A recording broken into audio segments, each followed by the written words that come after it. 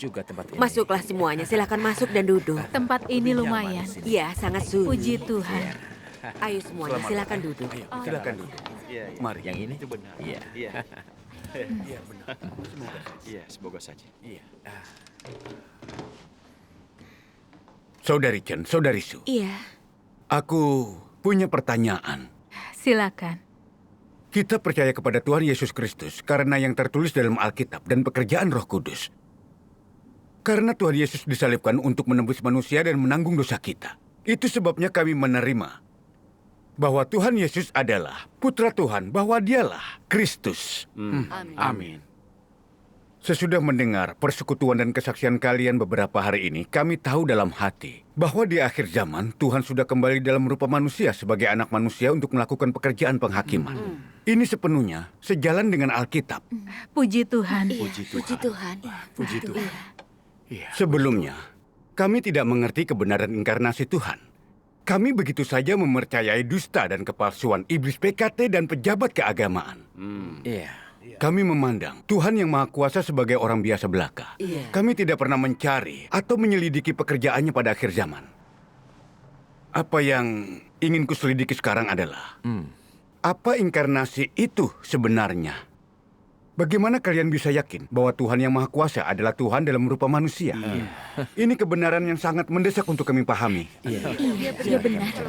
Jelaskan pada kami. Iya. Iya, benar. Puji Tuhan. Saudara Cheng, pertanyaan ini sangat praktis.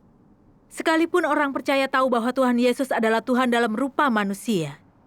Namun tentang apa itu inkarnasi dan bagaimana cara mengenali Tuhan dalam rupa manusia, tidak ada yang memahami misteri kebenaran ini selama ribuan tahun. Iya, sungguh tidak mengerti. Iya, Benar sekali. Saat Tuhan Yesus dalam rupa manusia menampakkan diri dan bekerja di tengah orang Yahudi, Dia menanggung penganiayaan dan kecaman para imam kepala, ahli Taurat, dan orang Farisi. Di akhir zaman, Tuhan yang Maha Kuasa sudah berinkarnasi menjadi anak manusia, mengungkapkan kebenaran untuk menghakimi dan menyucikan manusia. Dia juga menanggung penganiayaan dan kecaman dari pemerintah dan pemimpin keagamaan, serta dikucilkan oleh zaman ini. Iya, benar. benar sekali. Benar sekali. Ini menunjukkan bahwa manusia tidak mengenali Tuhan dalam rupa manusia dan tidak tahu hakikat Kristus. Sangat mudah untuk keliru memandang Tuhan yang berinkarnasi sebagai orang biasa. Iya. Iya, benar. Di akhir zaman, Tuhan yang Maha Kuasa sudah datang dan mengungkapkan seluruh misteri kebenaran inkarnasi. Iya. Mari kita baca sebagian firman Tuhan yang Maha Kuasa. Bagus. Iya. Iya, benar sekali. Ayo. Bagus sekali. Iya. Iya.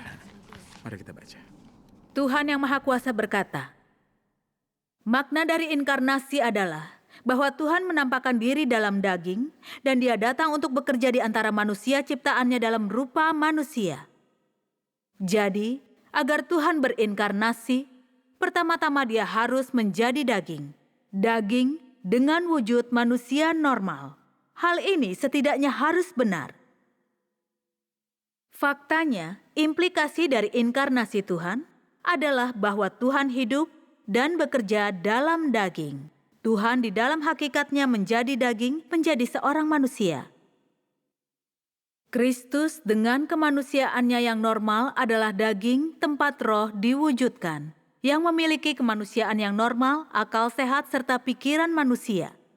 Diwujudkan artinya Tuhan menjadi manusia, roh menjadi daging, atau secara gamblang, artinya adalah ketika Tuhan sendiri mendiami daging dengan kemanusiaan yang normal.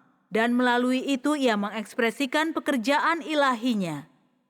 Inilah yang dimaksud dengan diwujudkan atau berinkarnasi.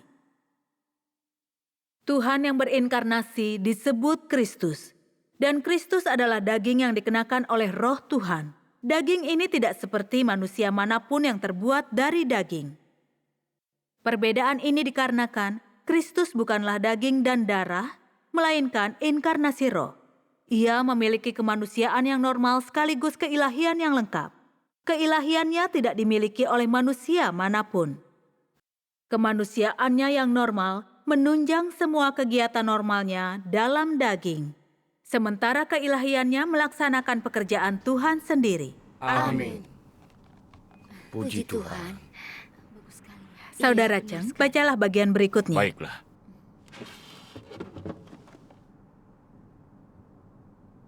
Ia yang merupakan inkarnasi Tuhan akan memiliki hakikat Tuhan. Dan ia yang merupakan inkarnasi Tuhan akan memiliki pengungkapan Tuhan. Karena Tuhan menjadi daging, ia akan melaksanakan pekerjaan yang harus ia lakukan. Dan karena Tuhan menjadi daging, ia akan mengungkapkan siapa dia. Dan akan dapat membawa kebenaran kepada manusia, menganugerahkan hidup kepada manusia dan menunjukkan jalan kepada manusia.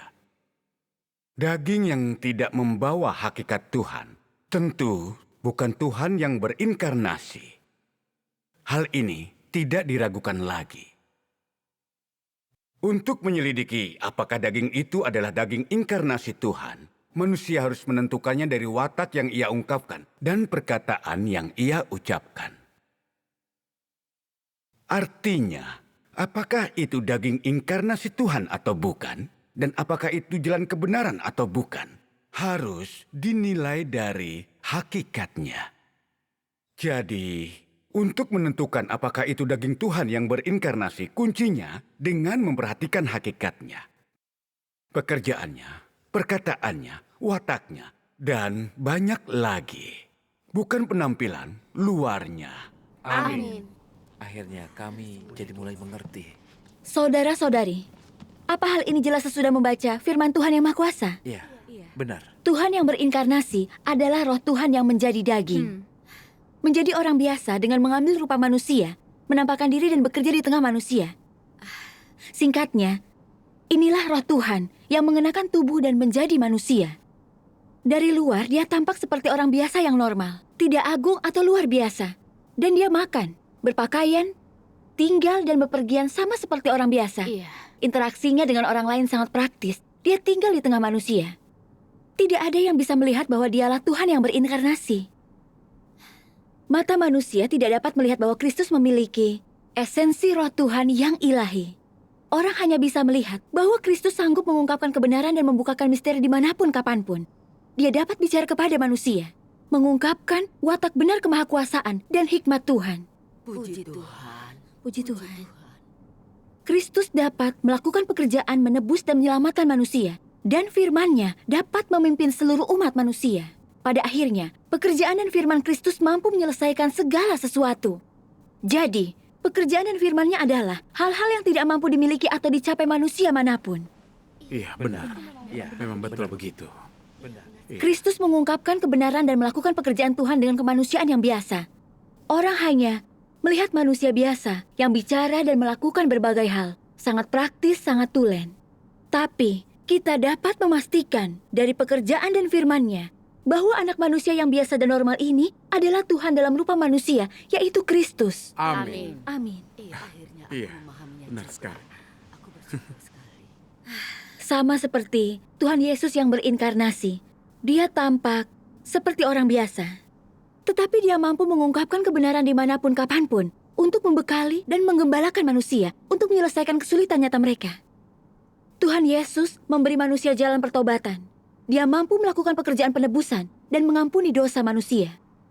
Kebenaran yang Dia ungkapkan, pekerjaan yang Dia lakukan, sepenuhnya mengungkapkan otoritas dan kuasa Tuhan. Iya. Dan menunjukkan watak Tuhan yang pengasih dan penyayang. Amin. Jadi kita dapat melihat bahwa Tuhan Yesus adalah Tuhan dalam rupa manusia. Dialah Kristus. Amin. Iya, puji Tuhan. Puji Tuhan. Itu benar Itu sekali. benar. Iya, Iya, iya. benar. Puji Tuhan. Iya, benar. Apa semua sudah paham sekarang?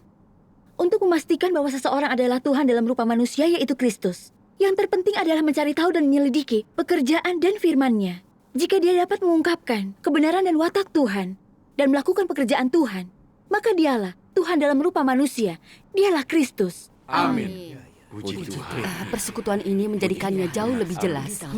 Iya, semuanya terberkati. Benar sekali bisa berada di sini.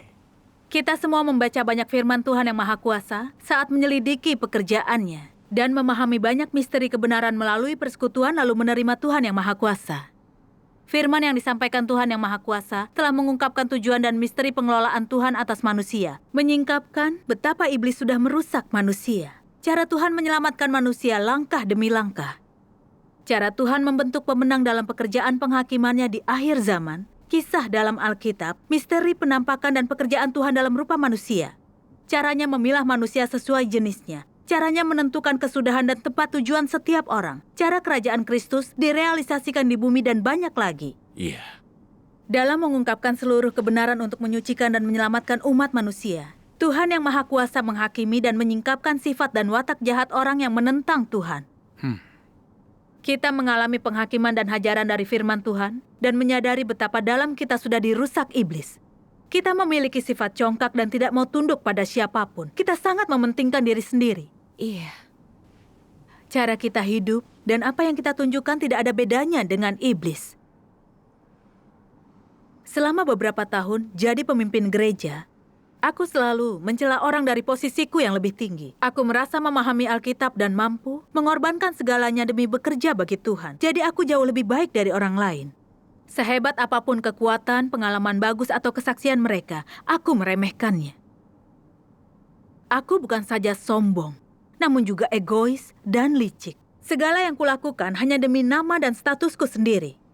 Aku tak tahan untuk sering berdusta dan menipu demi keuntunganku. Aku percaya kepada Tuhan dan mengorbankan diri baginya, namun itu demi diberkati dan mendapat imbalan untuk bersepakat dengan Tuhan. Saat Tuhan melakukan sesuatu yang tidak sejalan dengan gagasanku yang menyinggung kepentinganku, aku akan salah paham dan mengeluh, atau bahkan menentang dan mengkhianati Tuhan. Aku ingat suatu waktu, seorang anggota keluargaku sakit parah dan aku mengeluh. Aku mengorbankan diri bagi Tuhan, mengapa dia tidak mau melindungi keluargaku? Aku sudah berserah dan menderita bagi Tuhan, kenapa keluargaku tidak bisa hidup tenang? Setelah mempercayai Tuhan yang Maha Kuasa, aku merenungkan kegagalan masa laluku dalam iman. Aku sadar bahwa aku menunjukkan watak jahat setiap saat dan tidak memiliki nurani dan nalar. Aku bahkan nyaris tidak mirip manusia. Aku tak tahan untuk tidak membenci dan mengutuki diri sendiri. Aku merindukan keselamatan dari Tuhan dan mulai mengejar kebenaran dan perubahan watak.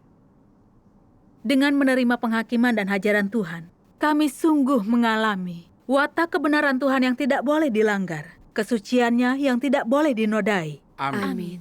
Hati kami semakin menghormati Tuhan, melakukan kebenaran dan menjauhi kejahatan. Watak kehidupan kami perlahan-lahan berubah. Kerusakan yang tampak dalam diri kami makin sedikit dan makin banyak orang dimenangkan. Kami tidak lagi tukar-menukar dengan Tuhan dan memiliki ketaatan sejati kepadanya. Inilah buah dari mengalami penghakiman dan hajaran dari firman Tuhan yang Maha Kuasa. Amin. Puji Tuhan. Puji Tuhan. Amin. Iya, Sekarang sudah puji tercerahkan. Tuhan. Benar, benar. Iya, senang sekali. Saudara-saudari, coba pikir. Jika Tuhan yang berinkarnasi tidak menampakkan diri dan bekerja, siapa yang dapat mengungkapkan kebenaran dan mengungkapkan misteri rencana pengelolaan Tuhan? Siapa yang dapat menyingkapkan akar keberdosaan manusia?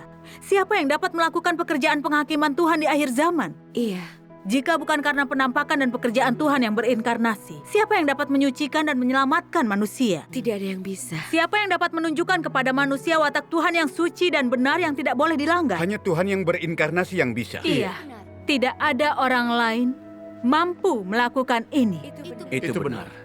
Kita dapat memastikan dari pekerjaan dan firman Tuhan yang Maha Kuasa bahwa Dialah Tuhan yang berinkarnasi yang nyata. Dialah penampakan Kristus, Sang Juru Selamat di akhir zaman. Amin. Puji Tuhan. Puji Tuhan. Puji Tuhan. Luar biasa. Mendengar persekutuan dan kesaksian kalian, hatiku jadi terang. Puji Tuhan. Tuhan yang Maha Kuasa yang mengungkapkan kebenaran ini sungguh dapat menyucikan dan menyelamatkan manusia. Baru hari ini kami paham cara Tuhan menyelamatkan manusia. Cara kita dapat lolos dari kejahatan dan memperoleh keselamatan. Andai bukan Tuhan sendiri yang mengungkapkan misteri kebenaran ini, tidak ada yang bisa melakukannya. Iya, Iya. benar. Tanpa mendengarkan kebenaran yang diungkapkan Tuhan yang Maha Kuasa, kita pasti masih meraba-raba dalam gelap entah sampai kapan. Iya.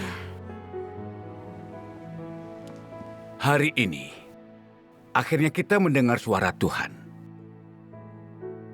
Aku yakin bahwa Tuhan yang Maha Kuasa adalah penampakan Tuhan Yesus. Ini tidak mungkin salah. Amin. Amin. Hanya Tuhan yang mampu mengungkapkan kebenaran, membuka misteri, menyucikan dan menyelamatkan manusia agar lolos Iya. dari belenggu dan ikatan dosa. Iya. Aku sungguh bersyukur pada Tuhan Yang Maha Kuasa. Puji Tuhan.